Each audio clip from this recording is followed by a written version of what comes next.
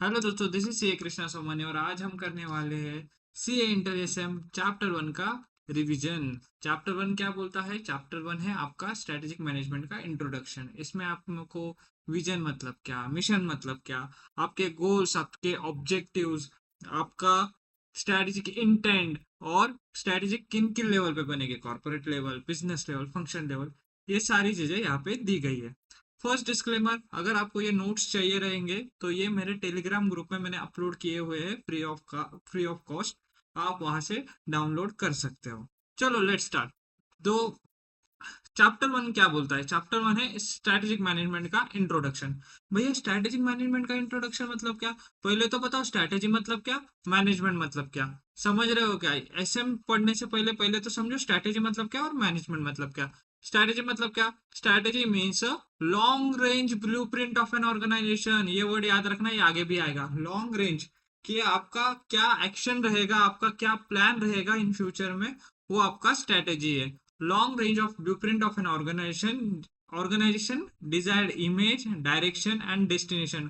Organisation का direction क्या है, डेस्टिनेशन क्या है, ऑर्गेनाइजेशन कहाँ जाने चाहिए है, इसका पूरा काला चिट्ठा, एक प्लान, एक एक्शन प्लान, इसको हम क्या बोलेंगे? स्ट्रैटेजी बोलेंगे। स्ट्रैटेजी की ना कुछ कैरेक्टरिस्टिक्स दी है, ये एग्जाम में आता है, याद रखना कि अगर एग्जाम में पूछा गया स्ट्रैटेजी मतलब क्या, तो स्ट्रैटेजी अलॉन्ग विद उसके कैरेक्टरिस्टिक्स भी लिखना। स्ट्रैटेजी कैरेक्टरिस्टिक्स मतलब क्या? पहली चीज तो देखो, strategy can never be perfect, flawless and optimal. मतलब क्या? अरे इंसान ही परफेक्ट नहीं है तो स्ट्रेटेजी परफेक्ट बनेगी क्या? जरूरी नहीं आपकी स्ट्रेटेजी एकदम परफेक्ट हो, एकदम ऑप्टिमल हो, एकदम फ्लॉलेस हो, जरूरी नहीं है। सेकंड क्या चीज है? Strategies are no substitute for sound, alert and responsible management. आपकी अगर स्ट्रेटेजी फेल हो गई तो दैट डजंट मीन कि आपका मैनेजमेंट साउंड नहीं है या फिर मैनेजमेंट को अक्ल नहीं है, ऐसा नहीं है। और थर्ड, आपकी स्ट्रेटेजी इतनी फ्लेक्सिबल होनी चाहिए, इतनी प्रैग्मेटिक, प्रैग्मेटिक मतलब क्या? प्रैक्टिकल, इतनी प्रैक्टिकल होनी चाहिए कि इन केस कोई इमरजेंसी, प्रेशर आ जाए या फिर कुछ अन अनसर्टेनिटी आ जाए, तो ऐसे इवेंट में आपकी स्ट्रेटेजी एकदमली इजीली आपकी स्ट्रेटेजी ने उसको कोप अप कर पाए, तो ऐसी आपकी स्ट्रेटेजी होनी चाहिए। और स्ट्रेटेजी क्या फॉर्मुलेट होगी? स्ट्रेटेजी फॉर्मुलेट होगी corporate, divisional and functional level. ये तीन लेवल हम आगे देखने वाले हैं, बट ये क्या है? ये है कैरेक्टरिस्टिक्स। अब स्ट्रेटेजी समझ लिया, अब समझो मैनेजमेंट मतलब क्या। मैनेजमेंट इज अ आपका जो चार्ज ऑफ इट्स अफेयर, आपके जो ऑर्गेनाइजेशन है, ऑर्गेनाइजेशन के डे टू डे एक्टिविटीज जो चलाता है, उनको क्या बोलेंगे? मैनेजमेंट बोलेंगे। ये क्या है? ये है की ग्रुप इन द ऑर्गेनाइजेशन जो कि मैनेजमेंट के अफेयर्स को चलाता है। It is a chief organ जो आपके अलग अलग रिसोर्सेस को, जैसे मैन पावर, मनी, मटेरियल को कंबाइन करता है, जब फंक्शन होल जिसको पूरा बिजनेस चलाता है। सेकंड चीज, इसमें एक इम्पोर्टेंट थिंग है कि मैनेजमेंट मतलब क्या है। मैनेजमेंट क्या करता है? ये प्लानिंग करेगा, ऑर्गेनाइजिंग करेगा, डायरेक्टिंग करेगा। प्लान करेगा मतलब स्ट्रेटेजी बनाएगा, ऑर्गेनाइज करेगा, पूरे आपके रिसोर्सेज सही से ऑर्गेनाइज करेगा, उसके बाद डायरेक्ट करेगा, कहाँ कैसे क्या करना है, ये सारी चीजें कौन करने वाला है? ये आपका मैनेजमेंट करेगा। जस्ट याद रखना, ये एग्जाम में नहीं पूछेंगे, बट इन केस पूछ लिया तो ऐसे को हम प्रेडिक्ट नहीं कर सकते, तो पूछ लिया तो याद रखना। अब थर्ड है स्ट्रेटेजिक मैनेजमेंट। सिर्फ 30 सेकंड देना, 30 सेकंड में तुमको स्ट्रेटेजिक मैनेजमेंट की डेफिनेशन याद करा दूंगा। देखो स्ट्रेटेजिक मैनेजमेंट की डेफिनेशन आराम से तुमको याद रहेगी। पहले पढ़ते हैं स्ट्रेटेजिक मैनेजमेंट मतलब क्या। Strategic management refers to the managerial process of developing a strategic vision, setting objective, crafting a strategy, implementing and evaluating the strategy and initiative, correcting adjustment। देखो स्ट्रेटेजिक मैनेजमेंट, देखो ये रिवीजन है तो मैं थोड़ा सा फास्टली लूंगा, तो प्लीज आपको अगर स्लो लग रहा होगा तो आप स्पीड कम कर दीजिए, नहीं तो आप मेरे रेगुलर वीडियोस देख लीजिए। तो रिवीजन है, अपन थोड़ा फास्ट ट्रैक मोड में लेंगे। स्ट्रेटेजिक मतलब क्या? स्ट्रेटेजिक है ये it's a managerial process. Managerial process मतलब मैनेजमेंट बनाता है। इसमें आपको क्या करना है? इसमें आपको विजन, मिशन, ऑब्जेक्टिव बनाना है। अच्छा भैया, और क्या करना है? और आपको स्ट्रेटेजी फॉर्मुलेट करनी है, इम्प्लीमेंट करनी है, इवेल्युएट करनी है, एंड करेक्टिव एडजस्टमेंट, जहां जहां पे करेक्टिव एडजस्टमेंट नेसेसरी है वो करना है। कितना इजी वे से याद हो गया कि स्ट्रेटेजिक मैनेजमेंट मैनेजरियल प्रोसेस है जिसमें मुझे विजन, मिशन, ऑब्जेक्टिव बनाने पड़ते हैं, जिसमें मुझे स्ट्रेटेजी फॉर्मुलेट करनी पड़ती है, इम्प्लीमेंट, इवेल्युएट करनी पड़ती है, और कुछ जगह करेक्टिव एडजस्टमेंट लेने पड़ते हैं। इजी है ना? इजी है भैया, बहुत अच्छे बहुत अच्छे। अब सेकंड पॉइंट है कि भाई आप आपका ऑब्जेक्टिव बताओ कि स्ट्रेटेजिक मैनेजमेंट का क्या ऑब्जेक्टिव है। दो ऑब्जेक्टिव है, एक तो स्पेसिफिक है, एक जनरल है। स्पेसिफिक मतलब क्या कि कॉम्पिटिटिव एडवांटेज क्रिएट करना। आगे आपको चैप्टर 3 में दिया गया है कॉम्पिटिटिव एडवांटेज मतलब क्या, कॉम्पिटिटिव एडवांटेज किसे बोलते हैं वो आगे दिया गया है। तो कॉम्पिटिटिव एडवांटेज क्रिएट करना एक आपके पास नेसेसरी स्किल्स है, नेसेसरी नॉट बोलते हैं, आपके पास ऐसी स्किल है, यूनिक स्किल, जिससे वजह से आपको एक एडवांटेज है आपके कॉम्पिटिटर के ऊपर, उसको हम कॉम्पिटिटिव एडवांटेज बोलेंगे। और वो स्किल को हम क्या बोलेंगे, कोर कॉम्पिटेंस बोलेंगे। तो ये क्या है, ये आपका स्पेसिफिक एक ऑब्जेक्टिव है एसएम का कि create competitive advantage. Second objective क्या है, सेकेंड है जनरल ऑब्जेक्टिव के कंपनी को गाइड करना। तो मैंने इसको कैसे बोला, जनरल, जनरल मतलब कंपनी को गाइड करना, स्पेसिफिक मतलब कॉम्पिटिटिव एडवांटेज क्रिएट करना। थर्ड क्या है, थर्ड पॉइंट है strategies partly proactive and partly reactive. एक चीज बताना वीडियो पॉज पॉज करके कि भाई स्ट्रेटेजी मेरी कैसे होनी चाहिए, स्ट्रेटेजी मेरी मिक्सचर होना चाहिए। मिक्सचर मतलब भैया, मिक्सचर मीन्स मेरी ब्लेंड होना चाहिए रिएक्टिव प्लस प्रोएक्टिव। तो partly proactive and partly reactive, ऐसी आपकी आइडियल स्ट्रेटेजी होनी चाहिए। बट अभी सबसे पहले मीनिंग समझो, प्रोएक्टिव मतलब क्या, रिएक्टिव मतलब क्या। सबसे पहले मीनिंग समझो, फिर स्ट्रेटेजी समझो। के भैया प्रोएक्टिव मतलब क्या, proactive action on the part of manager to improve the company's market position. इन्होंने क्या दिया, प्रोएक्टिव मतलब plan. Proactive company strategy is typically blend of proactive action on the part of manager to improve company's market position and financial performance and second reaction to unanticipated development. मतलब क्या, management ने ऐसे proactive action, planned action लेने चाहिए कि company का market position and performance increase हो। और सेकंड, जो भी अनएंटिसिपेटेड डेवलपमेंट आए उसको मैनेजमेंट ने रिएक्शन देना चाहिए। तो इसको क्या बोलेंगे हम, इट्स ये ऐसी ऐसे टाइप की आपकी स्ट्रेटेजी होनी चाहिए। प्रोएक्टिव मतलब क्या, प्लान स्ट्रेटेजी। रिएक्टिव मतलब क्या, adaptive reaction to change in circumstances. आपने कुछ सर्कमस्टेंसेस चेंज हुए, उसको आपने रिएक्शन दिया, उसको हम क्या बोलेंगे, रिएक्टिव स्ट्रेटेजी। याद रखना प्रोएक्टिव स्ट्रेटेजी। अब देखो यहाँ पे आपको पूछेंगे strategy partly proactive partly reactive explain, May 26 में क्वेश्चन आया था। देखो प्रोएक्टिव में क्या करेगा, ऑर्गेनाइजेशन एनालाइज करेगा एनवायरनमेंट को और उस बेसिस पे प्रॉपर प्लान बनाएगा और प्रोसीजर बनाएगा। हावेवर रियलिटी में हर चीज, मतलब पहली चीज तो इंटरनल और एक्सटर्नल एनवायरनमेंट को हम फोरकास्ट नहीं कर सकते। अगर कर पाते तो अभी यहाँ थोड़ी बैठते, अभी सी इंटर एसएम थोड़ी बैठते, हम तो बहुत कुछ कमा लेते थे। तो इंटरनल और एक्सटर्नल एनवायरनमेंट, मार्केट बहुत वोलाटाइल है, हम हर चीज फोरकास्ट नहीं कर सकते। और हर चीज एडवांस में प्लानिंग नहीं हो सकती। कुछ चीजों के लिए प्लानिंग, प्रॉपर प्लानिंग होगी, बट कुछ अनएंटिसिपेटेड इवेंट्स आएंगे, चेंजिंग सर्कमस्टेंसेस आएंगे, उसमें हमें कुछ ना कुछ एक्शन लेना पड़ेगा। It is not possible to anticipate moves of the rival firms. Rival मतलब मेरा कॉम्पिटिटर भी क्या, मैंने जो स्ट्रेटेजी लगाई उसको क्या मुंह तोड़ जवाब देगा वो भी मुझे पता नहीं है, वो भी मैं एंटिसिपेट नहीं कर सकता। Not only the rival firms, consumer behaviour, evolving technology. अब मैं इतना भारी पढ़ाता हूँ, बट मैं मुझे इतना भारी पढ़ाता हूँ, स्टिल कंज्यूमर का बिहेवियर कैसा है, बच्चों को पसंद आ रहा है नहीं आ रहा है। और थर्ड चीज टेक्नोलॉजी, अभी आ रहा है एआई। एआई अगर कोई यूज नहीं कर रहा है तो वो आउटडेटेड हो जाएगा। तो थर्ड मतलब क्या है कि मैं हर चीज एंटिसिपेट नहीं कर सकता हूँ, नई नई टेक्नोलॉजी आ रही है, वो उस टेक्नोलॉजी के हिसाब से मुझे स्ट्रेटेजी बनानी पड़ेगी। फोर्थ है, there can be significant deviation between what was visualise. Visualise मतलब प्लान जो किया था और क्या हो गया। ये हमारे साथ भी होता है भैया, हमने डिसाइड किया आज 10 घंटे पढ़ना है, बट सिर्फ 5 घंटे हो जाते। तो there is always a significant deviation, what was visualise, क्या प्लान किया था और क्या हो गया है। तो reactive strategy triggered by the changes in the environment and provide a ways to cope with the negative factor। तो जो भी एनवायरनमेंट में चेंजेस होंगे उसको कोप अप कैसे करना है, उसको फेस कैसे करना है, ये हमें रिएक्टिव स्ट्रेटेजी से ध्यान में आएगा। ये कुछ इंपॉर्टेंस है, ये मॉड्यूल में नहीं दिए है, बट लास्ट अटेम्प्ट में May 26 में क्वेश्चन आया था, तो ये इंपॉर्टेंस ऐसे नहीं दिए है, मैंने वो सजेस्टेड आंसर से लिया है, आप एक बार रीड आउट कर सकते हो। फर्स्ट चीज, helps in achieving the plan objective. ये देखो सब चीजें हैं इसकी। प्रोएक्टिव मतलब क्या, मैं प्लानिंग कर रहा हूँ, तो मेरा जो ऑब्जेक्टिव अचीव करना है, that's the my first important benefit of this using this both strategy. Second, objective से कुछ तो याद आ रहा है भैया, मैंने ऊपर पढ़ा था, objective to create a competitive advantage. पढ़ो पढ़ो पढ़ो, ensure survival of the competitive advantage. Competitive advantage create करना, ये मेरा ऑब्जेक्टिव था। तो कॉम्पिटिटिव ऑब्जेक्टिव क्रिएट कर लिया तो उसको सर्वाइवल करने का ऑब्जेक्टिव है, सर्वाइवल करना है, तो हमें दोनों स्ट्रेटेजी यूज करनी है। Helps in coping with the uncertainty, कुछ अनएंटिसिपेटेड इवेंट आए तो उसको फेस कैसे करना है उसमें हेल्प करता है। और फोर्थ पॉइंट है, ये फ्लेक्सिबिलिटी और एडेप्टेबिलिटी प्रोवाइड करता है। अगर आपकी रिएक्टिव स्ट्रेटेजी आप यूज कर सकते हो तो कुछ भी अनएंटिसिपेटेड डेवलपमेंट आती है, कुछ चेंजेस सर्कमस्टेंसेस आते हैं, मैं उसको इजीली फेस कर लूंगा। मेरी स्ट्रेटेजी इतनी फ्लेक्सिबल है, इतनी प्रैक्टिकल है, प्रैग्मेटिक, प्रैग्मेटिक ऊपर पड़ा था, प्रैग्मेटिक, इतनी प्रैग्मेटिक है कि मेरे ऑर्गेनाइजेशन में या फिर मेरे कॉम्पिटिटर मेरे एनवायरनमेंट में कुछ भी हो उसको वो फेस कर लेगी, टैकल कर लेगी। ये कुछ इंपॉर्टेंस थे।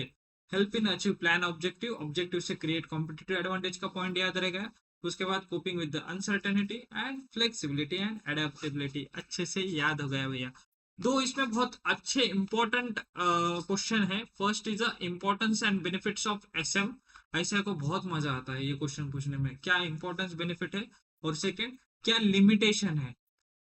तो ये दोनों क्वेश्चन इंपॉर्टेंट है। 5 मिनट में अपन ये दोनों क्वेश्चन खत्म करेंगे। पहली चीज के इंपॉर्टेंस बेनिफिट्स क्या है, it gives a direction to the company, it helps to define goals and mission. ये कहीं तो देखा था हमने एसएम की डेफिनेशन में देखा था कि आपको गोल्स एंड मिशन क्रिएट करने हैं, और आपको कंपनी को डायरेक्ट करती है, हमने स्ट्रेटेजी की डेफिनेशन में देखा था। तो दोनों डेफिनेशन से एक पहला पॉइंट हो गया। Second point it's help the organisation to develop certain core competencies and competitive advantage. मैंने कोर कॉम्पिटेंसीज का पहले कुछ एक्सप्लेन किया था, याद आ रहा है, नहीं आ रहा है तो पीछे जाके देख लेना, कि यह ऑर्गेनाइजेशन को हेल्प करता है core competency and competitive advantage बनाने में। ये हमने कहा देखा था, हमने ऑब्जेक्टिव में देखा था। भैया इतनी कॉन्सेप्ट कहाँ से लिंक कर रहे हो आप, देखो ऐसे ही पढ़ोगे ना तो याद रहेगा। तो कॉम्पिटिटिव एडवांटेज डेवलप करना है, फर्स्ट चीज क्या देखी थी, गोल्स एंड मिशन डिफाइन करना है, फिर core competency and competitive advantage आपको क्रिएट करने में हेल्प करता है। तो ये दो इंपॉर्टेंट तो ऐसे ही याद रखे, क्या बात है भैया। थर्ड चीज है, it's helps organisation to be proactive instead of reactive. ये क्या बोलता है, ऑर्गेनाइजेशन आप प्रोएक्टिव रहो, आप प्लान रहो रिएक्टिव से। अच्छा, तो स्ट्रेटेजिक मैनेजमेंट हेल्प करता है प्लानिंग में, but ideal situation partly proactive partly reactive, याद रखना। थर्ड क्या है, third it act as a path finder to various business opportunities. Path finder, Krishna सदा सहायते, तथास्तु, जस्ट किडिंग कि कृष्णा सदा सहायते, इट्स अ पाथ फाइंडर। प्रभु पथ प्रदर्शित कीजिए, तो एसएम को क्या बोलेंगे, प्रभु पथ प्रदर्शित कीजिए। अब हमने कहा जाना चाहिए, तो एसएम कैसे एक्ट करता है, SM act as a path finder. Strategic management helps to enhance the longevity, जो बोलना है बोलो, मैं लॉन्गेटिविटी बोलूंगा, लॉन्जेविटी ऑफ बिजनेस, मतलब आपका बिजनेस कितना दूर तक जाएगा, ये ये एनालाइज करने में कितना दूर तक जाना चाहिए, ये इसमें आपका एसएम आपको हेल्प करेगा आपके बिजनेस को। तो उसके बाद क्या है, last, the strategic management serve as a corporate defence mechanism. Corporate defence mechanism, defence समझता है तुम लोगों को, डिफेंस समझता है, यूट्यूब पे वीडियो में ज्यादा पब्लिक के लिए नहीं जाना है। डिफेंस मतलब मैं आपके अलग अलग गवर्नमेंट के मिलिट्री रहती है, वो अपने क्या है, अपने इंडिया को प्रोटेक्ट करती है, डिफेंस सिस्टम है हमारा। तो एसएम भी कैसा है, एसएम आपके ऑर्गेनाइजेशन के लिए डिफेंस मैकेनिज्म है, बट कैसा, कॉर्पोरेट डिफेंस मैकेनिज्म। तुमको समझ रहे हैं क्या, इंस्टीट्यूट ने कैसे डाला, इट्स अ डिफेंस मैकेनिज्म, कौन सा, कॉर्पोरेट वाला, कंपनी वाला डिफेंस मैकेनिज्म है। तो इसको याद कैसे रखने का, ये captain America shield defence mechanism, तो corporate defence mechanism, corporate organisation वाला, तो ये क्या है, डिफेंस मैकेनिज्म है और कॉर्पोरेट डिफेंस मैकेनिज्म। तो ये क्या थे, एफसीएम के कुछ बेनिफिट्स थे। आप इंपॉर्टेंस बोल सकते हो, बेनिफिट्स बोल सकते हो। डायरेक्ट क्वेश्चन आता है, प्लीज याद कर रख लेना, 5 मार्क इजीली मिलेंगे। तो पहला क्या है, पहला है गोल मिशन डिफाइन करो। दूसरा क्या है, दूसरा core competency competitive advantage create करो। तीसरा क्या है, तीसरा रिएक्टिव, रिएक्टिव बनो इंस्टेड ऑफ प्रोएक्टिव। फोर्थ क्या है, पाथ फाइंडर, कृष्णा सदा सहायते। उसके बाद आपकी लॉन्गेविटी ऑफ बिजनेस के लिए हेल्प करता है। उसके बाद आपको कॉर्पोरेट डिफेंस मैकेनिज्म अगेंस्ट आपके मिस्टेक और पिटफॉल के लिए एक डिफेंस मैकेनिज्म करके वो खड़ा रहता है। एंड एक और इंपॉर्टेंस है कि ये क्या करता है, it's provide the framework for all major decision. जो भी आपके डिसीजन लेंगे ना उसके लिए फ्रेमवर्क क्रिएट है, तो फ्रेमवर्क करके आपके लिए हेल्प करता है। तो ये क्या है, ये है इंपॉर्टेंस, याद रहेगा, अच्छे से याद रहेगा। कुछ लिमिटेशन है, लिमिटेशन क्या है, लिमिटेशन के लिए environment highly complex and turbulent है, कि भैया एनवायरमेंट इतना कॉम्प्लेक्स है, मैं नहीं प्रेडिक्ट कर सकता हूँ। हमने ऊपर ही देखा ना, एनवायरमेंट चेंज होते रहता है, नई नई टेक्नोलॉजी आती है, नई नई प्रोडक्ट्स आते हैं, तो एनवायरमेंट इतना ज्यादा कॉम्प्लेक्स है और इतना ज्यादा टर्बुलेंट है, तो मैं हर चीज प्लान एडवांस में नहीं कर सकता हूँ। अभी जैसे मार्केट में ईवीज आ रही है, अलग अलग इलेक्ट्रिक व्हीकल्स आ रही है, उसका स्कोप ज्यादा है, गवर्नमेंट भी ईवीज को सपोर्ट कर रही है। तो जो हर कंपनी अपनी नॉर्मल कार मतलब पेट्रोल डीजल वाली कार प्लस ईवी कार भी निकाल रही है, सो दैट मार्केट में रहे। तो एनवायरमेंट बहुत ज्यादा कॉम्प्लेक्स है, टर्बुलेंट है, चेंजिंग है।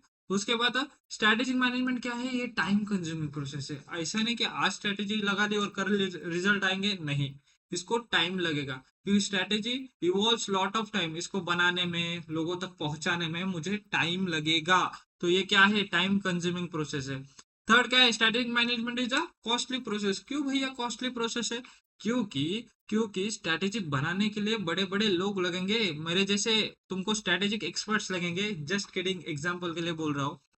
तुमको क्या लगेंगे, स्ट्रेटेजिक एक्सपर्ट्स, जो आपकी स्ट्रेटेजिक क्राफ्ट करके रहेंगे। स्ट्रेटेजिक एक्सपर्ट लगेंगे, वो फोकट में थोड़ी आएंगे, उनको क्या देना पड़ेगा, पैसा पैसा पैसा देना पड़ेगा ना। तो आपका एक्सपेंस लगेगा स्ट्रेटेजिक एक्सपर्ट्स के लिए।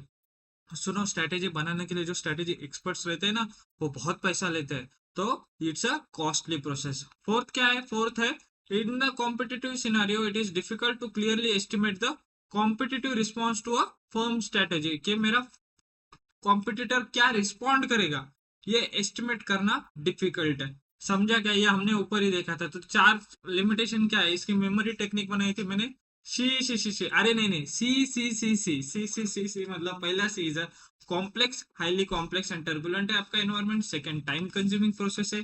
थर्ड, कॉस्टली है। और फोर्थ, कॉम्पिटिटर, कॉम्पिटिटर का रिस्पॉन्स एस्टिमेट करना डिफिकल्ट है। चार लिमिटेशन एकदम अच्छे से याद रहेंगे क्या? अरे बोलो ना, याद रहेगा ना?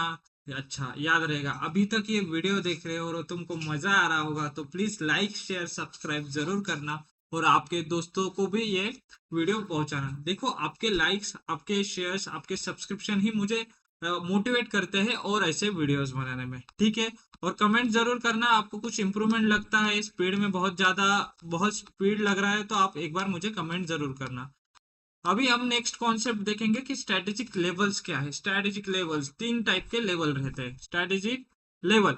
तो हमने ऊपर देखा था कैरेक्टरिस्टिक्स में कि स्ट्रेटेजी तीन लेवल पे बनती है, corporate level, business level, function level. Corporate level मतलब क्या, कि देखो, ग्रुप लेवल के लोग रहेंगे, जहाँ पे एचओ हेड ऑफिस रहेंगे, बड़े बड़े लोग बोलते हैं, जैसे सीईओ हो गया, आपके डायरेक्टर्स हो गए, आपके कॉर्पोरेट स्टाफ जो कि ग्रुप लेवल पे काम करेंगे। ये कौन है, ये है बड़े बड़े लोग। बड़े बड़े लोग, इनको हम क्या बोलेंगे, ये कॉर्पोरेट लेवल के हैं, सीईओ, डायरेक्टर वगैरह वगैरह। बिजनेस लेवल मतलब क्या, आपके डिविजन्स रहेंगे या फिर आपका बिजनेस यूनिट रहेगा, उसको हम बिजनेस लेवल आगे डिटेल में एक्सप्लेन करूंगा। जस्ट ये चार्ट याद रखना, ये आपको हेल्प होगा इस चैप्टर में as well as fifth chapter में एज वेल। और उसके बाद फंक्शनल लेवल, जो आपके स्पेसिफिक डिपार्टमेंट होंगे, प्रोडक्शन हो गया, फाइनेंस हो गया, मार्केटिंग हो गया, ये आपके फंक्शनल लेवल में। एक जस्ट प्रिलिमिनरी याद रखो, अपन डिटेल में अभी देखने वाले। कॉर्पोरेट लेवल मतलब क्या, corporate level consist of the CEO, chief executive officer, other senior executive, board of director and corporate staff, के जो बड़े बड़े लोग हैं, मैं इनको बड़े बड़े लोग बोलता हूँ। सीईओ हो गया, डायरेक्टर हो गया, ये आपके कॉर्पोरेट लेवल में आएंगे। और कॉर्पोरेट लेवल में मतलब क्या, जो आपके ग्रुप लेवल पे देखेंगे, ये लोग रहेंगे। तो इनका, इसमें क्वेश्चन क्या आता है, ये क्या करते हैं ना, इसमें इनका रोल बताया हुआ है। देखो, आपको ना क्वेश्चन में देंगे, आईसीआई के पास पेपर के आप क्वेश्चन देख लो, मेरे क्वेश्चन बैंक भी देख सकते हो आप, कोई प्रॉब्लम नहीं। वहां पे ना आपको देंगे कि एक्स वाई जेड, जैसे Krishna Somani CEO of X Y Z company, CEO, जहाँ पे सीईओ आ गया ना, समझ लेना वो रोल के बारे में पूछेगा ही पूछेगा, आपको ट्रिगर होना चाहिए भैया। तो ये कौन सा कॉर्पोरेट लेवल का बंदा है, और यहाँ पे उसका रोल क्या है, रोल क्या है वो हम देखेंगे। तो पहला चीज देखो, मैंने यहाँ पे कुछ तो लिखा है, पढ़ो जरा, एक सेकंड के लिए पढ़ो। एसएम की डेफिनेशन याद करो। अच्छा भैया, ये फिर एसएम की डेफिनेशन याद करनी है, क्यों भैया? देखो, मैंने यहाँ पे सीक्वेंस भी दिया है। सीक्वेंस फर्स्ट, हमने वहां पे बोला था हमको मिशन एंड गोल बनाने हैं, तो ये मिशन एंड गोल कौन बनाएंगे, कॉर्पोरेट लेवल के मैनेजर। उनका रोल है, उनको सिखाना पड़ेगा तुम्हारा रोल क्या है, तुम्हारा काम धंधा क्या है, तुम लोग ये करो, मिशन एंड गोल बनाना पड़ेगा। अरे वाह, उसके बाद आपने जो स्ट्रैटेजी बनाई, आपको स्ट्रैटेजी बनानी पड़ेगी, डेवलपमेंट ऑफ स्ट्रैटेजी। हमने देखा था क्राफ्टिंग ऑफ स्ट्रैटेजी। उसके बाद हमने थर्ड देखा था फॉर्मुलेटिंग इम्प्लीमेंटिंग ऑफ स्ट्रैटेजी। अरे ये तो एसएम की डेफिनेशन हो गई। तो एसएम की डेफिनेशन से ये 3 पॉइंट याद रखेंगे। फर्स्ट पॉइंट मिशन एंड गोल बनाना है। सेकेंड पॉइंट स्ट्रैटेजी बनानी है। स्ट्रैटेजी बना ली, अब उसको इम्प्लीमेंट और इवेल्युएट कौन करेगा? तुम ही करोगे भाई। तो फॉर्मुलेटिंग एंड इम्प्लीमेंटिंग स्ट्रैटेजी और स्ट्रैटेजी। एक मिनट, यहाँ पे ना देखो वर्ड कैसे दिया है, मैंने आपको लिंक किया, बट आपको याद कैसे रखना है। देखो स्ट्रैटेजी फॉर्मुलेट एंड इम्प्लीमेंट कर लिया, यहाँ पे लिखा है overseeing the development of strategies. मतलब क्या? जो स्ट्रैटेजी बनाई है उसको इवेल्युएट करना, ओवरसी करना। तो जस्ट याद रखने के लिए वैसे रखो, या फिर ऐसे याद रखो, मिशन गोल बना लिया, उसके बाद मैंने फॉर्मुलेट एंड इम्प्लीमेंट कर दी स्ट्रैटेजी, उसके बाद जो स्ट्रैटेजी बनाई है मैं उसको ओवरसी करूंगा, इवेल्युएट करूंगा। ये 3 चीजें हमने एसएम के डेफिनेशन में देखी थी। सेम चीज कॉर्पोरेट लेवल के लोग भी करेंगे। ठीक है भैया, ठीक है। उसके बाद 2 चीजें बहुत इजी है कि हम कौन से बिजनेस में हैं। अरे भाई कौन से बिजनेस में, वो तो बताओ। ये लोग कौन करेंगे? कॉर्पोरेट लेवल के लोग। और रिसोर्सेस एलोकेट करना, तुमको रिसोर्सेस समझता है ना? रिसोर्सेस, मेरे क्या रिसोर्सेस है? मेरा मनी, मेरा रॉ मटेरियल, मेरा कहाँ पे एम्प्लॉय है, ये सब क्या है? मेरा रिसोर्सेस है। मुझे कहाँ कौन से एम्प्लॉय कितने जगह पे लगाना है। तो रिसोर्सेस सही जगह पे लगाना, पैसा सही जगह पे इन्वेस्ट करना, ये किनका काम होता है? बड़े बड़े लोगों का। अब बड़ा बड़े लोग हैं तो समझ लो, बड़े बड़े लोग हैं तो लीडर लोग रहेंगे। लीडर लोग रहेंगे ना, तो लीडर लोग रहेंगे तो लीडरशिप भी प्रोवाइड करेंगे, ये इनका रोल है। क्या बात है भैया, बहुत अच्छे से ये रोल याद रहेगा। ठीक है। Corporate level managers and particular the CEO, इनको क्यों पसंद है सीईओ? मुझे भी पसंद मालूम नहीं कि सीईओ के रिलेटेड ही क्वेश्चन आते हैं। Can be view as the guardian of the share holders welfare, जो कि शेयर होल्डर के वेल्थ का अच्छे से ध्यान रखेगा। तुमको समझ रहा है क्या? अरे बोलो ना, बोलो ना, समझ रहा है ना? तो लाइक ठोको। ठीक है। नेक्स्ट है, एक ही बार करना, 2 बार नहीं करना है। इधर एक बार करो या फिर 3 बार करो, 2 बार मत करना। ठीक है। तो नेक्स्ट है बिजनेस लेवल ऑफ मैनेजमेंट। हमने कॉर्पोरेट लेवल देख लिया, अब बिजनेस लेवल। एक चीज समझो, बिजनेस लेवल पे क्या रहेगा। फॉर एग्जांपल टाटा ग्रुप है, मैं जस्ट एग्जांपल दे रहा हूँ, इसका वास्तविक से संबंध है बट एग्जांपल के लिए है, अभी वास्तविकता से इसका कोई संबंध नहीं, just an example. Tata group है। टाटा ग्रुप में आपके अलग अलग बिजनेसेस है, अलग अलग बिजनेस। टीसीएस है, टाटा कंसल्टेंसी सर्विसेज है, आपका टाटा मोटर्स है, टाटा स्टील है। अलग अलग बिजनेस है, तीनों अलग बिजनेस है। तीनों का किसी से कुछ संबंध है क्या? अरे है क्या? बोलो ना, नहीं है ना संबंध। एक दूसरे के साथ। टीसीएस का सर्विस का क्या संबंध है स्टील के साथ? नहीं है संबंध। तो इनको हम क्या बोलेंगे? Tata group is your corporate level. This Tata steel, Tata motor, it is at the business level, ये आपका एक बिजनेस है from the point of view of Tata group. आपको समझ रहा है क्या? तो अभी बिजनेस लेवल में ना एक कॉन्सेप्ट दिया है एसबीओ, ये तुम चैप्टर 5 में तो बहुत अच्छे से डीपली पढ़ोगे, बट यहाँ पे भी पढ़ लेना। एसबीओ मतलब क्या? एसबीओ मतलब, इसके 2 मीनिंग है। देखो 2 मीनिंग है, समझना। पहला मीनिंग क्या है? रीड आउट कर लो, 1 मिनट स्क्रीन पॉज कर लो, एक बार रीड आउट कर लो। रीड आउट करके तुमको अगर समझता है तो जुबा केसरी, नहीं समझता है तो भैया बैठा है ना रिवीजन वीडियो लेके, तो समझना। फर्स्ट क्या है? पॉज करके वीडियो रीड आउट कर लिया, अब देखते हैं। फर्स्ट है कि organisation divided into number of segments that work together to bring a particular product और सर्विस टू द मार्केट। मतलब क्या? अगर मैं आईफोन बना रहा हूँ, तो मेरा अलग अलग सेगमेंट्स रहेंगे। फॉर एग्जांपल कि उसको बनाने के लिए डिजाइन का अलग से ये रह सकता है, जो आईफोन के लिए रॉ मटेरियल रहेगा उसका प्रोक्योरमेंट का अलग से डिपार्टमेंट रह सकता है। तो अलग अलग मैंने सेगमेंट बना दिए हैं। वो एक जगह से पहले प्रोक्योरमेंट वाला रॉ मटेरियल परचेस करेगा, फिर प्रोक्योरमेंट वाला जो आपके प्रोडक्शन वाले को उसको देगा, प्रोडक्शन वाला बनने के बाद सेल वाले को देगा। तो ये एक अलग चेन है। तो इसको मैं क्या बोल रहा हूँ? ये आपका एक सेगमेंट है जो आपके प्रोडक्ट को to work together to bring a particular product और सर्विस टू द मार्केट। ये आपके प्रोडक्ट को सब साथ में काम करते हैं सो दैट आपका प्रोडक्ट और सर्विस मार्केट में आ जाए। समझा क्या? अरे समझा ना।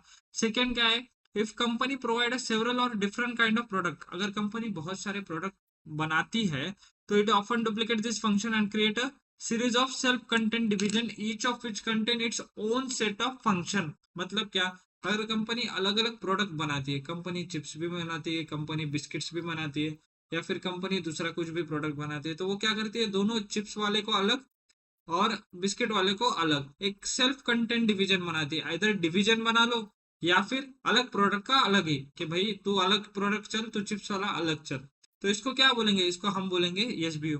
इसमें ना कीवर्ड्स है, अगर आपको क्वेश्चन में दिए कि series of self content division, सीधा ठोक के आना इट्स अ एसबीओ। ए यार समझा क्या, अगर ये करके गलत करके आओगे ना बहुत रिग्रेट करोगे। Self content division, own set of function, own set of competitor, chapter 5 में है own set of competitor attribute है। तो ये वर्ड क्या है, ये एसबीओ है, समझा क्या। Such division are called as SBO, इनको एसबीओ बोलते हैं। एसबीओ के क्या रहेंगे, एसबीओ के खुद के फंक्शंस रहेंगे, जो फंक्शन मतलब हम नीचे देखने वाले फंक्शनल लेवल। तो खुद के फंक्शन रहेंगे, फाइनेंस, परचेसिंग, प्रोडक्शन, मार्केटिंग, ये खुद के फंक्शन रहेंगे, उनको हम एसबीओ बोलेंगे। The strategic role of this manager is to translate general statement of direction and intent come from corporate level into concrete strategy। जो भी ऊपर से गाइडेंस मिलेगा, गाइडेंस कौन देगा, बड़े बड़े लोग देंगे, ज्ञानबाजी करेंगे, लीडर लोग है ना, लीडर लोग ज्ञान देंगे। तो उनके डायरेक्शन को, उनके जो भी उन्होंने हमको ज्ञानबाजी किया उसको हमको एक अच्छे से स्ट्रेटेजी में मेरा बिजनेस ग्रो करना है, उसमें कन्वर्ट करना है। ये किसका काम है, ये है एसबीओ काम। एक तुम्हारे मॉड्यूल में दिया है कि डिफरेंस बताओ कॉर्पोरेट लेवल और बिजनेस लेवल मैनेजर का। कुछ भी नहीं है, कॉर्पोरेट लेवल आपको ऑर्गेनाइजेशन लेवल व्यू देगा, और बिजनेस लेवल आपको इन कॉर्पोरेट लेवल आपको ऑर्गेनाइजेशन लेवल व्यू देगा, और बिजनेस लेवल आपको पर्टिकुलर बिजनेस के बारे में बताएगा। आपको कॉर्पोरेट लेवल मैनेजर आपको हर एक इंडिविजुअल बिजनेस के बारे में आपको देखना पड़ेगा, हर एक बिजनेस कहाँ चल रहा है। बट बिजनेस लेवल वाले को उसके खुद के ही बिजनेस पे ध्यान देना पड़ेगा, उसको बाकी बिजनेस से कुछ लेना देना नहीं। टीसीएस को टाटा स्टील से कुछ लेना देना नहीं, तुम जगो या मरो। इट्स जस्ट एन एग्जाम्पल, कोई सीरियसली मत लेना, ये जस्ट याद रखने के लिए बोल रहा हूँ। थर्ड है फंक्शनल लेवल, मेरा फेवरेट। फंक्शनल लेवल मतलब क्या, कि आप अलग अलग हर एक कंपनी में अलग अलग फंक्शंस रहते हैं। पहला function for example human resource हो गया, आपका परचेसिंग प्रोक्योरमेंट डिपार्टमेंट हो गया, प्रोडक्ट डेवलपमेंट प्रोडक्शन हो गया, आपका फाइनेंस जहाँ हम लोग काम करेंगे। आप जब बड़े होके सीए बनोगे, आप फाइनेंस डिपार्टमेंट में जाओगे, फाइनेंस डिपार्टमेंट। तो हर एक अलग अलग डिपार्टमेंट होते हैं, इनको क्या बोलेंगे, इनको बोलेंगे फंक्शनल लेवल। एचआर याद रहेगा, प्रोडक्शन याद रहेगा, प्रोक्योरमेंट याद रहेगा, फाइनेंस याद रहेगा, लिख के आओगे ना यार प्लीज, मेरे लिए लिख के आना। ये क्या करते हैं, ये स्पेसिफिक बिजनेस फंक्शन का काम है इनका। ये चार लोगों का क्या है, नए एम्प्लॉयज रिक्रूट करना। फाइनेंस वाले का क्या काम है भाई, सही से ऑडिट करके देना। इनकी ना, इनका कुछ sphere of responsibility. Functional managers sphere of responsibility generally confined, मतलब इनको उनकी रिस्पॉन्सिबिलिटी दी है। फाइनेंस वाले को क्या लेना देना नया एम्प्लॉय रिक्रूटमेंट करने का, नहीं है ना, उसको उसका रिस्पॉन्सिबिलिटी उसको बताई गई है। तेरा काम है तू ऑडिट करके दे, तो प्रॉपरली पेमेंट निकाल वेंडर्स का, तो प्रॉपरली कस्टमर से पैसा ले, ये तेरा काम है, तो उतने ही ध्यान दे। नए एम्प्लॉय लेना उसके लिए अलग से एचआर है, तो उसकी रिस्पॉन्सिबिलिटी उनको समझाई गई है। उसके बाद इनका क्या काम है, major strategic role is to develop functional strategy in their area. एक चीज समझो, कॉर्पोरेट लेवल पूरे बिजनेस के लिए बनाएगा, बट बिजनेस लेवल उसके पर्टिकुलर एसबीओ डिवीजन के लिए बनाएगा। आप फंक्शनल लेवल उसको कुछ लेना देना नहीं, ऑर्गेनाइजेशन की क्या कहा जा रही है, क्या जा रही है, बट उसको मेरे डिपार्टमेंट, मेरा फाइनेंस का डिपार्टमेंट सही से चलना चाहिए, मेरे इस तारीख को वेंडर के पेमेंट निकलनी ही चाहिए। तो मैंने functional strategy in their area to fulfil the strategic objective set by the businesses. So क्या होगा, बिजनेस का जो ऑब्जेक्टिव है वो अचीव हो पाए, तो अपने अपने खुद के एरिया में तो तुम स्ट्रेटेजी लगा सकते हो ना, लगा सकते हैं भैया। उसके बाद है they are closer to the customer. एक चीज समझो, अभी कॉर्पोरेट सीएफओ या फिर सीईओ थोड़ी कस्टमर के डायरेक्ट जाके माल बेचेगा, कौन बेचेगा, सेल्स वाला बंदा। तो ये ना कस्टमर के क्लोजर रहते हैं। तो जनरल मैनेजर जो बिजनेस लेवल के मैनेजर रहते हैं ना, इन्होंने इनकी बात सुननी चाहिए, क्योंकि इनको पता है कस्टमर की क्या नीड है, कस्टमर की क्या रिक्वायरमेंट है, कस्टमर को कहाँ प्रॉब्लम हो रही है, मार्केट में क्या चीजें चल रही है, मार्केट में नया प्रोडक्ट आ तो नहीं रहा, तो इनको पता रहता है। तो बिजनेस लेवल मैनेजर ने इनके बात सुननी चाहिए, इनके आइडिया सुनने चाहिए, क्या पता वो आइडिया स्ट्रेटेजी में बदल जाए। तो वो ही पॉइंट लिखा है, आप एक बार रीड आउट कर लेना। एक एमसीक्यू है आपके आईसीआई के मॉड्यूल में, formulation of strategies and their implementation in strategic management is undertaken by. कौन कौन करता है, स्ट्रेटेजी फॉर्मुलेट करना, इम्प्लीमेंट करना, ये तीनों लेवल के लोगों का काम है। देखो हमने रोल में पढ़ा था कि कॉर्पोरेट लेवल मैनेजर स्ट्रेटेजी बनाएगा, बट इम्प्लीमेंट करना दोनों business level as well as function level. तो फॉर्मुलेट करना प्लस उसका इम्प्लीमेंट करना, ये तीनों लेवल के लोगों का काम है, corporate level, business level and function level. हाथ जोड़ता हो, ये क्वेश्चन गलत करके मत आना प्लीज प्लीज प्लीज। ये कुछ कॉन्सेप्ट है, top down approach, bottom up approach. Top down मतलब आपका, टॉप डाउन मतलब ऊपर डिसीजन कौन लेगा, आपका लीडरशिप एट द टॉप, जो बड़े बड़े लोग हैं ना वो डिसीजन लेंगे।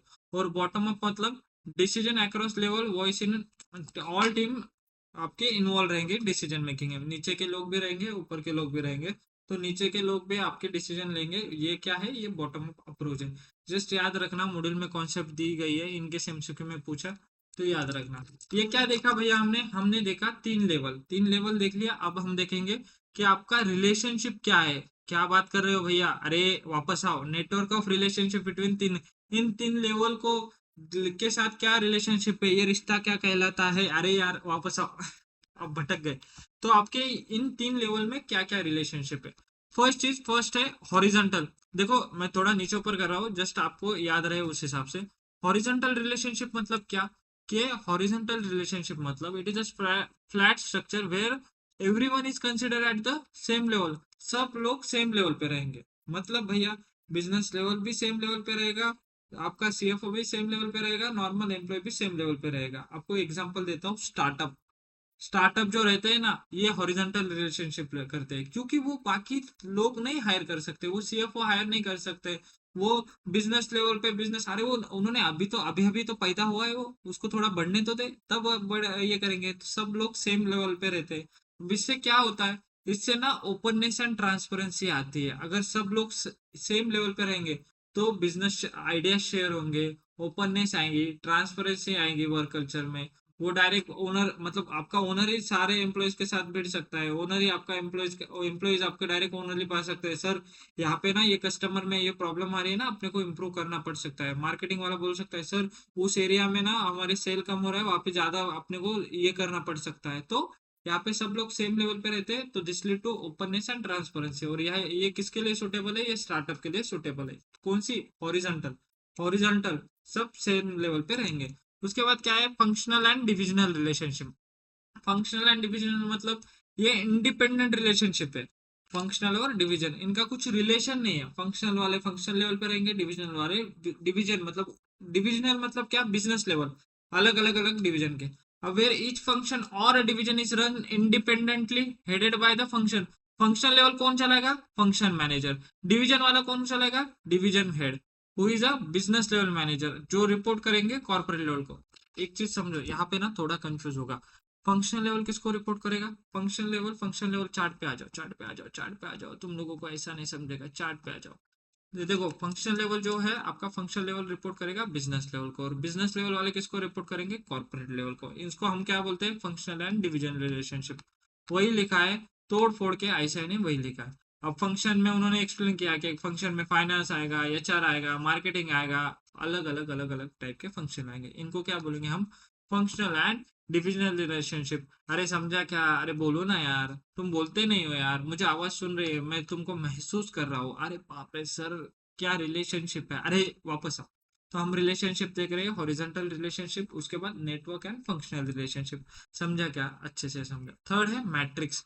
मैट्रिक्स मतलब मिक्सचर। मतलब ये क्या है, ये it's a grid like structure of level in the organisation with teams form with the people from various department that are build for temporary task based project. मतलब क्या, हर एक डिपार्टमेंट का कुछ ना कुछ लोग आते हैं temporary task based project complete करने के लिए। अब कोई कोई नया, मैंने नई नई जगह पे प्लांट डाल दिया, मैंने नया डिवीजन ओपन किया है, ठीक है। वहां पे मैं क्या करूंगा, अब नए लोग, जब तक मैं नए एम्प्लॉय ना ले लूँ तब तक मैं, मेरे हर एक डिपार्टमेंट का कोई ट्रेन बंदा रहेगा, मैं उसको वहां पे असाइन कर दूंगा कि भाई तुम वहां पे जाके ये प्रोजेक्ट अच्छे से कर लो। तब तक मैं नए एम्प्लॉय लेता हूँ, तब तक तो तुम एक काम कर लो कि कुछ टेम्पररी टास्क बेस के लिए मैंने क्या किया, हर एक डिपार्टमेंट से लोग निकाले और वहां पे डाल दिए। ये इसको क्या बोलेंगे, इसको बोलेंगे matrix relationship. This relationship helps manage huge conglomerate. Conglomerate मतलब आपको चैप्टर 4 में स्ट्रेटेजिक चॉइसेस में आएगा, conglomerate diversification.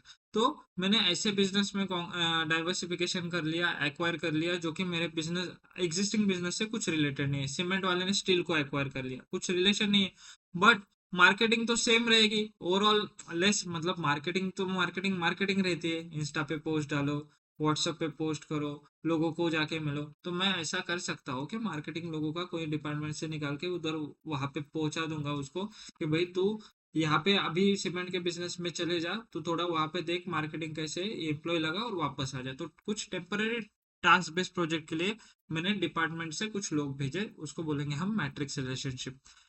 Matric relationship, there are more than one business level manager for each function level teams. इसको ना चैप्टर 5 में तुमको आएगा, डिविजन चैप्टर 5 में है आपको, वहां पे आपको अच्छे से ध्यान में आएगा। अब बहुत बार क्या होता है, मैं इसको एक एग्जांपल देता हूँ। देखो, एक वेबसाइट डेवलपमेंट का बहुत मेरा बिजनेस है, वेबसाइट डेवलपमेंट करके देना, वेबसाइट बनाना, ऐप बनाना, ये सब मन घड़त बिजनेस है, प्लीज इसको सीरियसली मत लेना। वेबसाइट बनाना, ऐप बनाना। अब मैंने क्या किया, मेरा डिजाइनिंग का बंदा अलग है, मेरा इसका बंदा अलग है, क्या बोलते हैं उसको, डिजाइनिंग का बंदा अलग है, कोडिंग वाला बंदा अलग है, टेस्टिंग वाला बंदा अलग है, और सिक्योरिटी वाला बंदा अलग है। चार मैंने अलग अलग डिपार्टमेंट बना दिए। अब क्या होगा, फॉर एग्जाम्पल कोई कोई प्रोजेक्ट आया कि भाई मुझे एक बड़ी ऐप बना के देनी है, मुझे एक कंपनी है, बड़ी कंपनी, स्टील कंपनी, उसके लिए बड़ी ऐप बनाने देनी। अब क्या करूंगा, मैं हर एक डिपार्टमेंट से थोड़े थोड़े बंदे लूंगा, दो दो दो दो तीन तीन, और वहां पे असाइन कर दूंगा। तो इसको हम क्या बोलेंगे, इसको बोलेंगे मैट्रिक्स रिलेशनशिप। समझा क्या रे, समझा ना, बहुत अच्छे से समझा। ये कॉम्प्लेक्स है स्मॉलर ऑर्गेनाइजेशन के लिए, बट यूजफुल है लार्ज ऑर्गेनाइजेशन के लिए। याद रख लेना कि स्मॉलर ऑर्गेनाइजेशन क्यों ही करेगा ना मैट्रिक्स, बड़े बड़े ऑर्गेनाइजेशन है वो आपकी मैट्रिक्स रिलेशनशिप करेंगे। समझा क्या, तो यहाँ पे हमारा लेवल भी हो गया है, 3 लेवल देखे हमने, corporate level, business level, function level.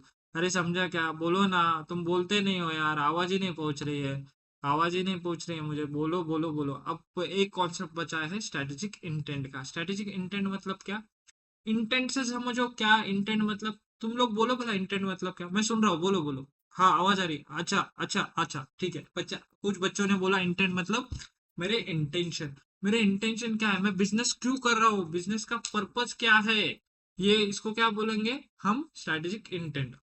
अब स्ट्रेटेजिक इंटेंट के अंदर आपका क्या आता है, विजन आता है, मिशन आता है, गोल्स आते हैं, ऑब्जेक्टिव्स आते हैं। ये समझा क्या, आपके विजन आते हैं, मिशन आते हैं, गोल्स आते हैं, ऑब्जेक्टिव आते हैं, और वैल्यूज भी आते हैं, ये आपका स्ट्रेटेजिक इंटेंट में आता है। तो स्ट्रेटेजिक इंटेंट मतलब क्या, मेरा पर्पस क्या है organisation, what they want to do, why they want to do, क्या करना चाहते हो, क्यों करना चाहते हो, ये क्या है strategic intent. Why the organisation strives और स्टैंड फॉर, ऑर्गेनाइजेशन क्यों है, आपके ऑर्गेनाइजेशन का क्या रीजन है, वो बताओ हमको। ये सब क्या है, आपका स्ट्रेटेजिक इंटेंट है। Strategic intent provide the framework within which the firm would adopt a predetermined direction, would operate to achieve strategic objective. ये क्या है, एक आपको फ्रेमवर्क देता है कि आपके ऑब्जेक्टिव्स अचीव करने के लिए, स्ट्रेटेजिक इंटेंट। और इसमें क्या है, strategic intent could be in the form of vision and mission statement, वो तो ऊपर है भैया, हेडिंग में ही बता दिया आपने, इसमें विजन है, मिशन है, गोल्स एंड ऑब्जेक्टिव है। लिख पाओगे ना यार स्ट्रेटेजिक इंटेंट के बारे में, अच्छे से लिख पाओगे ना, एकदम अच्छे से बताया, एक बार रीड आउट कर लेना स्क्रीन पॉज करके। उसके बाद क्या है, उसमें हम स्ट्रेटेजिक इंटेंट में हम एक एक चीज देखेंगे। विजन मतलब क्या, विजन मतलब क्या है, जस्ट बोलना मुझे, विजन मतलब, किसी को पता है विजन का मीनिंग, विजन मतलब मेरी रोशनी रहे, विजन, मेरा विजन का है। सो विजन मतलब where we want to go, where organisation want to land, ऐसे करना, where organisation want to land, मतलब क्या, vision. It vision implies the blueprint, blueprint कहीं तो देखा था भैया, कहाँ देखा था, स्ट्रेटेजिक मैनेजमेंट के डेफिनेशन में, स्ट्रेटेजी के डेफिनेशन में, कि ब्लूप्रिंट, ऑर्गेनाइजेशन की ब्लूप्रिंट रहती है स्ट्रेटेजी। तो विजन क्या है, ये भी ब्लूप्रिंट है। ऑर्गेनाइजेशन को कहाँ लैंड होना है, ये कौन बताएगा, आपका विजन बताएगा। Clearly articulated strategic vision communicate management aspiration to stakeholder, कि आपका विजन का एक स्टेटमेंट रहेगा, उस स्टेटमेंट से मुझे ध्यान में आएगा कि मैनेजमेंट के इंटेंशन क्या है, मैनेजमेंट के एस्पिरेशन। एस्पिरेशन समझता है, तुम्हारे भी एस्पिरेशन है ना कुछ, सीए बनना है ना, तो मैनेजमेंट के क्या एस्पिरेशन है वो कम्युनिकेट करता है स्टेक होल्डर को आपका विजन स्टेटमेंट। ये समझा क्या, समझा ना, अच्छे से समझा, बोलो। तो management views about the companies direction and the product customer market technology focus constitute the strategic vision, के मैनेजमेंट का मतलब कंपनी का डायरेक्शन कहाँ पे, कंपनी कहाँ जा रही है, वेयर वांट्स टू लैंड, और कंपनी के अंदर क्या क्या प्रोडक्ट मार्केट कस्टमर है, वो भी आपका विजन स्टेटमेंट बनाए बताएगा। 3-4 पॉइंट लिख पाओगे ना। देखो सेम चीज चैप्टर 5 में है, वहां पे रिपीट नहीं करना है, यहाँ से पढ़ लिया, वहां से स्किप कर सकते हो। एक जस्ट मिशन स्टेटमेंट याद करो डिज्नी का, it's vision, sorry vision not mission, vision statement याद करो डिज्नी का, vision is the to make people happy. तुमको स्टेटमेंट पढ़ के कुछ तो फीलिंग आ रही है ना, मतलब डिज्नी और to make the people happy, लोगों को खुश करना उनका काम है। अच्छा, ये क्या मतलब डिज्नी क्या करेगा, डिज्नी अलग अलग वेब सीरीज, अलग अलग कुछ कार्टून्स जो भी है, तो इनका विजन स्टेटमेंट से तुमको ध्यान में आ रहा है ना वो क्या बिजनेस करेगा, समझ रहा है क्या? चलो ठीक है, ये याद रखना, इनकेस एग्जाम में लिख पाओगे तो एग्जामिनर भी खुश हो पाएगा। ठीक है, तो उसके बाद है एग्जामिनर भी हैप्पी हो जाएगा डिज्नी का स्टेटमेंट देख के। अच्छा भैया ठीक है, इसमें क्वेश्चंस है, असेंशियल बताओ। तुमको बहुत बार क्वेश्चन आता है कि स्ट्रेटेजिक विजन मतलब क्या, या फिर असेंशियल बताओ। देखो एक चीज याद रखना, अगर डायरेक्टली असेंशियल पूछा है क्वेश्चन में तो डायरेक्ट लिख के मत आना चार असेंशियल है, पहले लिखो विजन मतलब क्या, फिर लिखो असेंशियल्स क्या है, इसेंशियल्स असेंशियल्स। तो जो भी है पहले वैसे लिखो और फिर ध्यान में करो कि क्या एसेंशियल है कि स्ट्रेटेजिक विजन के, डायरेक्टली शुरुआत मत करना, प्लीज प्लीज प्लीज। तो क्या है कि ये क्या बोलता है कि आपको स्ट्रेटेजिक विजन बनाने के लिए एक चैलेंज है। अच्छा, स्ट्रेटेजिक विजन बनाने के लिए ही एक बड़ा बहुत बड़ा चैलेंज है, और वो चैलेंज पार करना है आपको, विजन बनाना है तो आपको बहुत सोचना पड़ेगा। अच्छा अरे क्या कर रहे हो भैया। तो entrepreneur challenge in developing a strategic vision, आपको स्ट्रेटेजिक विजन के लिए क्या चैलेंज है, आपको क्रिएटिवली सोचना पड़ेगा। अच्छा, तो think creatively is my first essential. क्या लिखा है यार, एक नंबर लिखा है। तो एंटरप्रेन्योरल चैलेंज है, तो एंटरप्रेन्योरल से एक और वर्ड आता है कि अगर आपका स्ट्रेटेजिक विजन है था तो एक इंटेलिजेंट एंटरप्रेन्योरशिप है। क्या बात कर रहे हो, मतलब आपके पास विजन है तो आप इंटेलिजेंट एंटरप्रेन्योर हो। क्या बात है, तो ये क्या है, ये एसेंशियल है। Third, well articulated strategic vision create enthusiasm. Enthusiasm समझता है एक्साइटमेंट, कि बहुत अच्छा आपका स्ट्रेटेजिक विजन रहा ना तो आपके जो भी मेंबर्स है, आपके एम्प्लॉयज है ऑर्गेनाइजेशन में, उनके अमंगस्ट आपको एंथुजियाज्म एक्साइटमेंट क्रिएट करता है। फोर्थ क्या है, best worded vision statement clear eliminate the direction in which organisation is headed, के हमें विजन से समझता है कि ऑर्गेनाइजेशन का डायरेक्शन कहाँ पे। तो ये क्या है, ये है आपके कुछ असेंशियल्स। फर्स्ट है कि ये स्ट्रेटेजिक विजन बनाना एक चैलेंज है जिसके लिए मुझे क्रिएटिवली थिंक करना पड़ेगा, सोचना पड़ेगा। सेकंड, एक इंटेलिजेंट एंटरप्रेन्योरशिप है अगर आपके पास विजन है तो। थर्ड, ये एंथुजियाज्म क्रिएट करता है, एक्साइटमेंट क्रिएट करता है। फोर्थ, ऑर्गेनाइजेशन कहाँ डायरेक्शन है ऑर्गेनाइजेशन का वो मुझे बताने में हेल्प करता है। ये समझा क्या रहे, असेंशियल्स याद रहेंगे ना। देखो पहला चैप्टर बहुत इजी है, बहुत छोटा है, और इक्वल वेटेज है हर चैप्टर का, तो 10 मार्क्स इसमें से आएंगे, तो प्लीज प्लीज प्लीज अच्छे से लिख के आना, एटलीस्ट आपके 10 out of 10, not expecting 10 out of 10, but 10 out of 6 7 8 उतना तो ला सकते हो ना मेरे लिए, प्लीज। ठीक है, उसके बाद क्या है, उसके बाद है मिशन। मिशन मतलब क्या, कि मैं कौन से बिजनेस में हूँ, व्हाट बिजनेस आर वी इन, मैं करता क्या हूँ, मेरे बिजनेस क्या है, वो वो चीज क्या बताया आपको, मिशन बताता है। तो mission delineates the firm business its goal and ways to reach the goals. तो its explain the existence of the firm, मैं बिजनेस कौन क्या करता हूँ, मेरा एग्जिस्टेंस क्या है, ये क्या बताएगा आपको, मिशन बताएगा।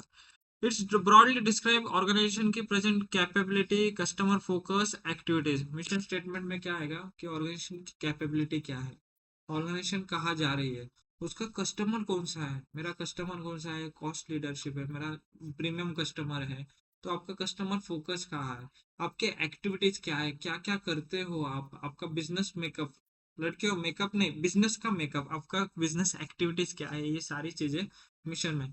देखो ये थोड़े वर्ड्स ना, कीवर्ड्स थोड़े अलग अलग दिए, बट याद रखना, मैं थोड़ा इंटरेस्टिंग वे से आपको पढ़ाने की कोशिश कर रहा हूँ सो दैट आपको वर्ड्स कीवर्ड्स याद रहेंगे। तुमको समझ रहा है ना, बहुत अच्छे से समझ रहा है। अभी इसमें ना कुछ क्वेश्चंस है कि ऑर्गेनाइजेशन की मिशन क्यों होना चाहिए, why should an organisation have a mission, organisation को मिशन क्यों रहना चाहिए। First, to ensure the unanimity of purpose within the organisation. Unanimity मतलब क्या, एक मत, जो भी मेरा पर्पस है ऑर्गेनाइजेशन में उसमें यूनानिमस होना चाहिए, सबका सहमति, सबका साथ, सबका विकास, सबकी सहमति होनी चाहिए। इसलिए मेरा मिशन है, मिशन स्टेटमेंट मुझे क्या ध्यान में आता है कि सबकी सहमति है, वो ऑर्गेनाइजेशन का पर्पस क्या है वो सबको पता है। सेकंड, दो चीजें यहाँ, ये क्या करता है, एक बेसिस प्रोवाइड करता है, मतलब एक बेसिस प्रोवाइड करता है ऑर्गेनाइजेशन के रिसोर्सेस एलोकेट करने में और ऑर्गेनाइजेशन के रिसोर्सेस यूज करने में। 2 पॉइंट पढ़ लिए हमने, क्या पढ़ लिए कि ऑर्गेनाइजेशन रिसोर्सेज कहाँ एलोकेट करना है और कहाँ यूज करना है। ये हमें किससे ध्यान में आएगा, हमें मिशन स्टेटमेंट से ध्यान में आएगा। और आपको क्या करना है, आपको ऑर्गेनाइजेशन का पर्पस स्पेसिफाई करना है, क्योंकि मिशन स्टेटमेंट वही है, बिजनेस एक्टिविटी डिफाइन करो कौन से बिजनेस में हो। ऑर्गेनाइजेशन का पर्पस स्पेसिफाई करना है और पर्पस को गोल्स में कन्वर्ट करना है। ये यहाँ पे स्टॉप नहीं हुए, ये बोल रहे हैं अगर आपने गोल्स कन्वर्ट कर दिए, पर्पस को गोल में कन्वर्ट कर दिया, आप बोल रहे हैं ये जो ऑब्जेक्टिव एंड गोल है आपको इसको वर्क स्ट्रक्चर में कन्वर्ट करो। कैसे कन्वर्ट करो, सच दैट आपका कॉस्ट, टाइम और परफॉर्मेंस पैरामीटर असेस और कंट्रोल दे सकते हैं। आपके कॉस्ट, टाइम और परफॉर्मेंस पैरामीटर असेस कर पाए, ऐसे कन्वर्ट करो। क्या बात है भैया, ये तो सारे पॉइंट कवर कर लिए आपने। देखो मैंने एक नीचे चार्ट बनाया। मिशन स्टेटमेंट आपको क्या करता है, ये प्रोवाइड करता है बेसिस। बेसिस किस लिए, यूज ऑफ ऑर्गेनाइजेशनल रिसोर्सेस और एलोकेटिंग ऑर्गेनाइजेशनल रिसोर्सेस। 2 पॉइंट हो गए। 2 पॉइंट और क्या है, ये आपको ऑर्गेनाइजेशन का पर्पस स्पेसिफाई करता है और आपके पर्पस को गोल में कन्वर्ट करता है और गोल्स एंड ऑब्जेक्टिव को वर्क स्ट्रक्चर में। क्या बात है भैया, और 2 पॉइंट हो गए। और कैसे कन्वर्ट करना है, सच दैट कॉस्ट, टाइम, आपके परफॉर्मेंस असेस कर पाए। तो ये 4 पॉइंट तो यही पे हो गए। और एक यूनानिमिटी, एक मत। और एक और क्या है, it serve as a focal point, एक फोकल पॉइंट के तरह सर्व करता है मिशन स्टेटमेंट के। अर्जुन को क्या दिख रही थी, अर्जुन को सिर्फ आंख दिख रही थी और कुछ दिख नहीं रहा था। तो वैसे ही आपका मिशन क्या है, मुझे सिर्फ कंपनी का मिशन दिख रहा है, मुझे बाकी कुछ नहीं दिख रहा है, तो it's serve as a focal point. तो ऑर्गेनाइजेशन को मिशन क्यों रहना चाहिए, ये कुछ रीजन है। याद रहेंगे ना यार, तुमको अच्छे से रहेंगे ना, भरोसा है ना, तो लाइक ठोक दो, अगर अभी तक लाइक किया नहीं है वीडियो को तो। अब क्या बोला है कि following points are the useful while writing the mission of the company. के भाई मिशन स्टेटमेंट बनाना कैसे है वो तो बताओ, कि मुझे मिशन स्टेटमेंट बनाते समय किन किन चीजों का ध्यान रखना पड़ेगा। पहला चीज है good mission statement are unique. एक चीज बताओ, सीधी सी बात है कि अगर मेरा मिशन स्टेटमेंट है ना वो यूनिक चाहिए, किसी का कॉपी पेस्टेड नहीं चाहिए। अगर मैं किसी का कॉपी पेस्टेड कर दूं तो मेरे ऑर्गेनाइजेशन में और उसके ऑर्गेनाइजेशन में क्या डिफरेंस रहेगा, ये किसी को ध्यान में आएगा ही नहीं। तो मिशन स्टेटमेंट आइडियली क्या होना चाहिए, यूनिक होना चाहिए। क्यों यूनिक होना चाहिए, क्यों, इससे आपके ऑर्गेनाइजेशन की आइडेंटिटी ध्यान में आएगी, its own special identity and path for the development, कि आपको कहाँ कहाँ जाना है, मेरा मिशन यहाँ पे है, तो मुझे समझेगा मेरे लिए टेक्नोलॉजी यूजफुल है या नहीं। तो पाथ फॉर डेवलपमेंट ये आपको ध्यान में आएगा। तो ये इससे क्या है, एक तो यूनिक चाहिए और ऑर्गेनाइजेशन की स्पेशल आइडेंटिटी देनी चाहिए, ऐसा है। उसके बाद क्या है, उसके बाद इन्होंने क्या बोला है, company business is defined by. अभी मिशन स्टेटमेंट बनाने के लिए क्या हमें क्या करना पड़ता है, बिजनेस एक्टिविटी, हम कौन से बिजनेस में हैं। तो बिजनेस कैसे समझेगा वो इन्होंने दिया है। अरे तुमको समझ रहा है क्या, बहुत कॉन्सेप्ट अच्छे से लिंक कर रहे हो, बोलो जुबा केसरी। अगर अभी तक यहाँ पे वीडियो पे हो, अच्छे से समझ रहा है, तो मुझे प्लीज कमेंट करके बताना भैया वीडियो कैसे लगा। तो कंपनी बिजनेस, बिजनेस मतलब क्या है, कंपनी का बिजनेस इज डिफाइंड बाय कि तुम कौन सी नीड कस्टमर की सेटिस्फाई कर रहे हो, तुम कौन सा कस्टमर ग्रुप टारगेट कर रहे हो, तुम कौन सी टेक्नोलॉजी यूज कर रहे हो और तुम कौन से एक्टिविटीज कर रहे हो। ये क्या है, ये आपका बिजनेस है।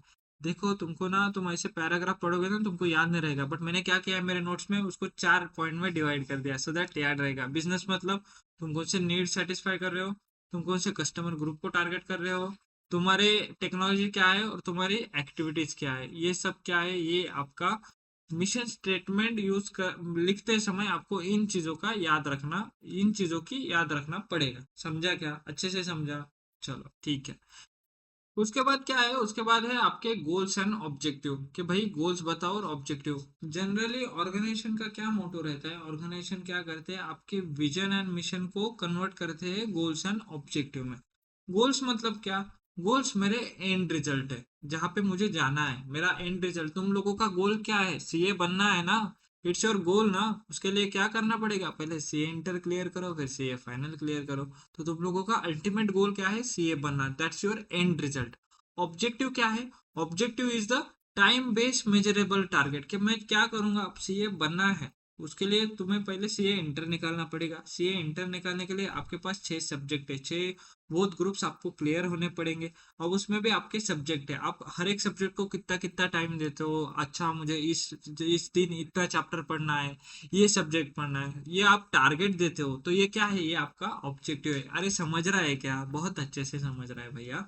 Objective, time based measurable target, जो आपको हेल्प करेगा आपके गोल अचीव करने में। लिंक हुआ क्या भैया, बहुत दर्दनाक बोल दिया आपने, यहाँ लग गया हमको। चलो ठीक है। तो गोल्स क्या है, गोल्स ओपन एंडेड एट्रीब्यूट है, बहुत ओपन एंडेड रहेंगे क्योंकि बड़ा है ना एंड रिजल्ट है। ऑब्जेक्टिव क्या है, क्लोज एंडेड एट्रीब्यूट है क्योंकि स्पेसिफिक मेजरेबल टारगेट है आपके क्लोज एंडेड एट्रीब्यूट। वो देखो ऐसे याद करा रहा हूँ, याद रख लेना ऐसे। तो ये चीजें अगर गोल्स एंड ऑब्जेक्टिव का कुछ पूछा तो ये चीजें लिख देना। उसके बाद क्या है, उसके बाद एक डायरेक्ट क्वेश्चन है, ऑब्जेक्टिव के क्या क्या कैरेक्टरिस्टिक्स है। देखो हमने बोला था ऑब्जेक्टिव का पहला चीज बोला था time based measurable target. Measurable target तो मेजरेबल इट्स अ, तो ऑब्जेक्टिव आपके कैसे होने चाहिए, मेजरेबल एंड मैं कंट्रोल कर सकूं। तो ऐसा नहीं मैंने ऑब्जेक्टिव बनाया मैं आज 24 घंटे पढ़ूंगा, मैं आज 26 घंटे पढ़ूंगा। अरे भाई दिन में होते ही 24 घंटे है, आप 24 घंटे कैसे पढ़ लोगे। तो ऑब्जेक्टिव भी ऐसे ऐसे बनाओ जो कि मेजरेबल रहे, कंट्रोलेबल रहे। अब ऑब्जेक्टिव आपके चैलेंजिंग होने चाहिए। मैं बोल रहा हूँ मैं सिर्फ दिन में 1 घंटा पढ़ूंगा, ये क्या है, ये तो अचीव होना ही है। तो ऑब्जेक्टिव कैसे होने चाहिए, चैलेंजिंग होने चाहिए। ये आपके कॉन्क्रीट एंड स्पेसिफिक होने चाहिए, स्पेसिफिक एंड कॉन्क्रीट किस, ऐसा ही ऑब्जेक्टिव है, ये हमको अचीव करना है। और they should be related to a time frame. मैंने जैसे बोला मुझे 2 घंटे में पढ़ना, मुझे 6 घंटे पढ़ना है, आज 10 घंटे पढ़ना है, तो एक टाइम फ्रेम में आपका ऑब्जेक्टिव जो कि मेजरेबल रहे, टारगेटेबल रहे, अचीवेबल रहे। समझ रहा है क्या तुमको। डिफरेंट ऑब्जेक्टिव शुड को रिलेट विद ईच अदर। आपके एक ऑब्जेक्टिव्स नहीं रह सकते, अलग अलग रह सकते जो कि को रिलेट कर पाए, जो कि रिलेशनशिप दोनों में रह पाए, को रिलेट कर पाए, ऐसे आपके ऑब्जेक्टिव। और objective should be set within the constant of organisational resources and external environment. तुम्हारी ऑर्गेनाइजेशन की कितनी लिमिट है ना, उस हिसाब से तुम तुम्हारा ऑब्जेक्टिव सेट करो। अब जैसे for example I am early bird person, मैं जल्दी उठता हूँ, तो मैंने ऐसे ऑब्जेक्टिव सेट नहीं करना चाहिए जो कि रात में प्लान हो, रात में जैसे फॉर एग्जांपल मैंने ऐसे ऑब्जेक्टिव सेट नहीं करना चाहिए, अच्छा मैं रात में 4 घंटे पढ़ूंगा, अरे रात में मुझे जमता ही नहीं। तो मेरा एबिलिटी नहीं है मैं रात में, उल्टा मैंने सुबह ये करना चाहिए। तो मेरे ऑर्गेनाइजेशन के रिसोर्सेस, मेरा क्या तुम्हारी लिमिट है, उस हिसाब से तुम ऑब्जेक्टिव सेट करो। ऐसा नहीं है मैं बोल रहा हूँ ऑब्जेक्टिव इज मेरा आज महीने भर में 1,000 क्वांटिटी बनने ही चाहिए। अरे तुम्हारी मशीन ही तुम्हारे पास 100 क्वांटिटी की है जो महीने भर में प्रोडक्शन करती है, 1,000 यूनिट कहाँ से बनाओगे। समझ रहा है क्या, ऑब्जेक्टिव ऐसे दो जो कि तुम्हारे रिसोर्सेस के अंदर है, ऐसे नहीं कि कुछ भी देना है। समझ रहेगा। This should provide a basis for strategic decision making, एक बेसिस प्रोवाइड करता है स्ट्रेटेजिक डिसीजन मेकिंग के लिए।